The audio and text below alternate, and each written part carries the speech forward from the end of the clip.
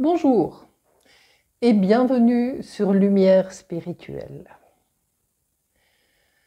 Ce qui ressort clairement de mes vidéos précédentes, c'est que notre civilisation intellectuelle s'est désinformée toute seule des connaissances fondamentales en ce qui concerne la partie invisible ou énergétique du monde, celui qui explique notre existence, et que je le déplore. Cette part, absolument nécessaire à l'explication de notre présence ici-bas, et qui nous est rappelée ponctuellement par le chemin évolutif auquel le monde est soumis, comprend aussi sa solution, c'est-à-dire le chemin spirituel. C'est la raison pour laquelle il m'a semblé de toute première urgence de rappeler tout d'abord comment nous en sommes arrivés là. J'ai donc entrepris de remonter le temps pour rembobiner jusqu'au tout départ du présent voyage dans l'univers de la matière et du temps.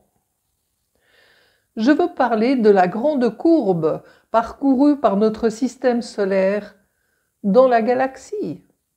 Il s'agit d'un mouvement observable, mécanique dans un certain sens, et explicable par un raisonnement purement mental. Ce qui ne répond toutefois pas à quelques millions de questions quant à notre position d'être humain conscient dans cet univers. Car ce que vous avez surtout oublié, c'est que c'est l'humanité elle-même qui crée sa réalité, la réalité, et aussi son karma. Ce que nous appelons Dieu n'est pas ici. Nous sommes dans un espace d'épreuve où tout peut être expérimenté, mais qui se trouve également être le départ du chemin spirituel. J'ai donc expliqué dans mes premières vidéos ce qu'est en réalité la spiritualité. Et aussi ce qu'elle n'est pas. Et puis j'ai repris la boucle d'évolution de presque 26 000 ans dont nous faisons partie. Le livre « Les grands initiés » d'Édouard Churet m'a semblé un excellent fil conducteur pour cela. Dans cette optique, j'ai traité en premier le cycle arien, qui constitue le tout départ. En second, j'ai rappelé le thème de l'Égypte, mère spirituelle de l'Occident, qui constitue l'ancrage spirituel du monde. Et je me retrouve aujourd'hui dans cette troisième partie à traiter la Grèce préhistorique et son testament vivant, qui a permis la construction des sociétés modernes et technologiques, et dont nous sommes les dépositaires. Mais avant cela, je dois dire que ces derniers temps, j'ai été préoccupée par tout ce qui se passe dans le monde et par la portée actuelle et future de ces événements. Il y a 3 ans, j'éditais le podcast que m'ont inspiré certaines similitudes entre la montée d'Hitler en Allemagne et celle de Trump aux États-Unis. Et même s'ils se ressemblent en tant que marionnettes de forces occultes qui utilisent le prototype de leur personnalité mal assemblée et troublée par de graves blessures psychiques, la réédition de ce scénario n'est pas dirigé dans le même sens. Hitler a provoqué des guerres et secoué le joug des familles aristocratiques régnantes. Il a ainsi décapité l'Europe. Trump, quant à lui, vise les structures étatiques d'une des plus grandes puissances mondiales. Justement, c'est le testament vivant de la Grèce préhistorique qui nous a permis d'édifier cela au gré des siècles. Et c'est vrai que nous devons aujourd'hui, grâce au retour de Pluton, dépasser ce testament, mais avec intelligence. Et ce n'est pas ce que Trump peut nous apporter. Voyez-vous, les forces occultes utilisent de vraies impulsions évolutives. Et par leur fausse lumière, ils tentent de cacher les vrais acteurs qui doivent entrer en scène. Il faut dire que Trump a mis en faillite toutes ses entreprises précédentes et qu'après son temps de présidence, l'Amérique se retrouvait dépouillée et désorganisée. C'est, tout comme Hitler, un émeutier et un trublion par lequel les forces des ténèbres, qui ont un fort pouvoir hypnotique, utilisent son aptitude à mentir sans état d'âme et sa cupidité sans fond. Principalement, n'oublions pas qu'à travers Trump, ces forces veulent faire capoter ce qui est prévu pour notre époque, c'est-à-dire la récolte. Mais pour l'instant, dans cette vidéo, mon thème sera, comme je l'ai dit, la Grèce préhistorique et son influence sur les structures de l'Occident. Et pour camper mon sujet, l'introduction d'Édouard Schuré dans son livre Les Grands Initiés me semble parfaite. Car il dit « C'était au temps de Moïse, 5 siècles avant Homère, 13 siècles avant le Christ. La Grèce était profondément divisée par la religion et la politique. » Fin de citation. Pas besoin de beaucoup d'imagination pour deviner l'état de l'Occident d'alors, encore très barbare, et son évolution qui se contenait principalement dans le développement du commerce et dans les efforts de guerre.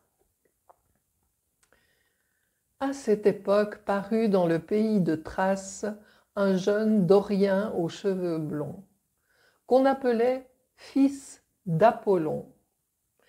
C'était un musicien qui enseignait les dieux par la magie de son art. Puis un jour il avait disparu et on le disait mort. Chers auditeurs, je ne sais pas comment vous imaginez l'incarnation d'un initié. Ils n'ont assurément pas le même destin que nous, mais alors, apparaissent-ils spontanément avec toute leur connaissance? Sont-ils une sorte de race à part? Ou d'extraterrestres? Eh bien, prenons pour base qu'avant d'appeler à lui ses apôtres et de prodiguer son enseignement, Jésus a fait partie d'une communauté, les Esséniens, qui l'ont accompagné jusqu'à ce qu'il soit prêt à vivre sa destinée. Et c'est un recoupement que l'on peut observer dans la vie de beaucoup d'initiés, ce qui induit qu'ils naissent normalement et qu'ils doivent faire tout un travail sur eux-mêmes avant d'être prêts à accomplir leur tâche. Reprenons donc à la disparition du jeune fils d'Apollon, qui n'était pas mort mais avait fui en Égypte, où il avait demandé l'asile au prêtre de Memphis. Pourquoi cela? Eh bien, pour être un initié, on peut également dire pour traverser les mystères, on doit réussir une épreuve. Car même le plus grand des initiés a totalement le droit de refuser. Naître avec le potentiel de cette mission pour le plan divin ne veut pas dire qu'on est obligé de le faire. Tout le monde a son libre arbitre. Et personne, ni aucune force dans ce monde, ne peut agir à sa place. Ce qui explique pourquoi il est si difficile de prévoir quelque chose de précis ici-bas. La plupart des êtres n'en font qu'à leur tête, et ce n'est pas prévisible. J'ai souvent parlé dans mes vidéos de l'aide venue d'en haut. Cette aide est accordée à tous ceux qui veulent sincèrement parcourir le chemin initiatique. C'est une aide d'essence psychique et lumineuse qui doit être portée par l'adepte.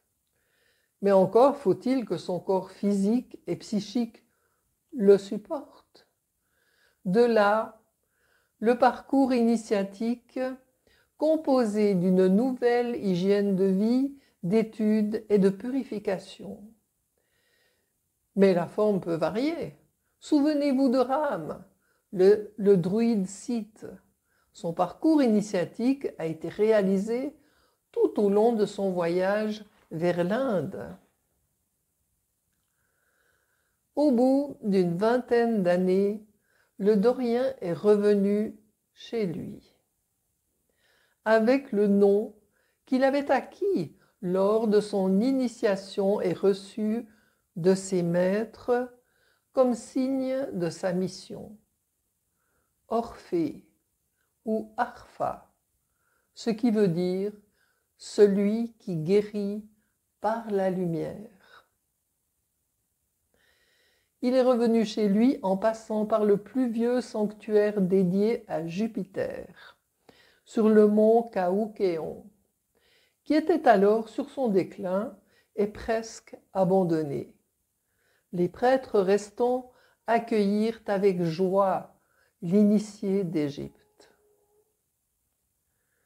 Je me permets ici une petite remarque. Une nouvelle impulsion divine fait souvent l'objet d'un passage de relais.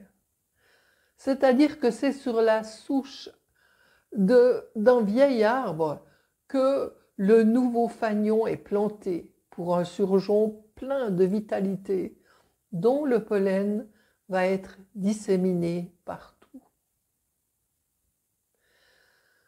Par le travail de sa vie, Orphée est devenu pontife de Thrace, grand maître de Zeus, du Zeus olympien, et pour les initiés, le révélateur de Dionysos, du Dionysos céleste.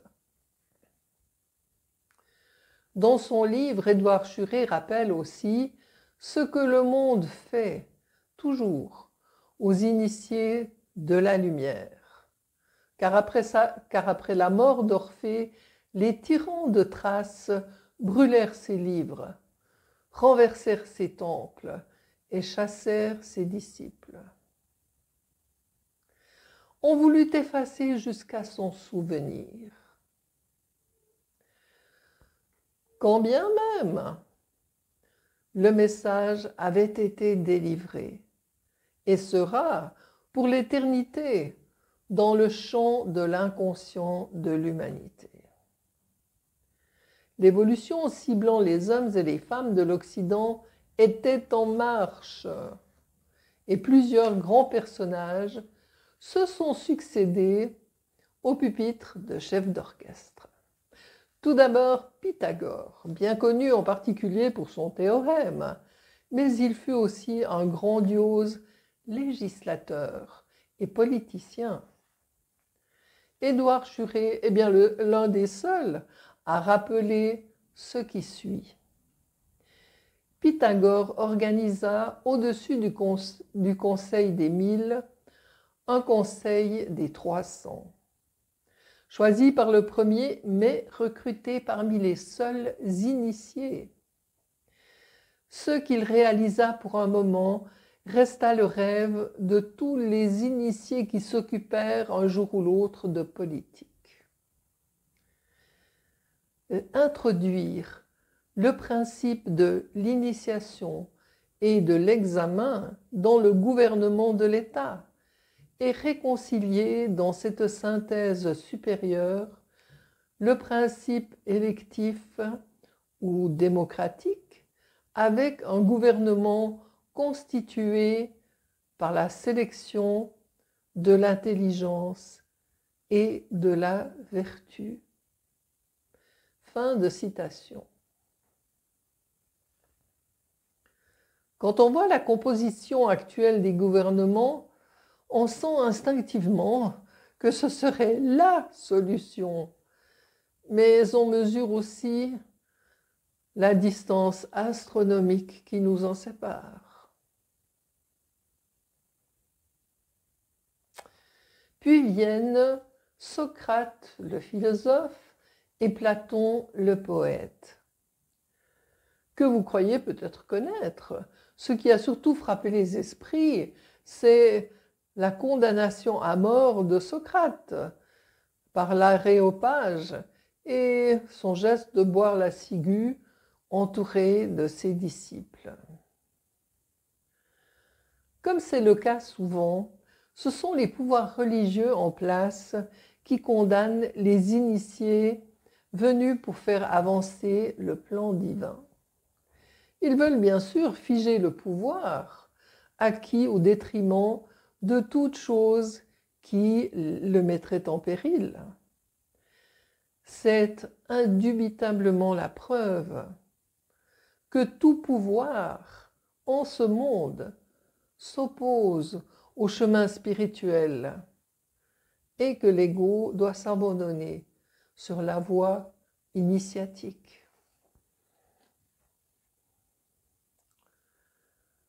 En résumé, et à partir de ces trois figures capitales, Orphée, Socrate et Platon, il y eut une multitude de travailleurs divers dans le champ de l'évolution humaine et qui préparaient la venue du plus grand parmi les grands, Jésus-Christ.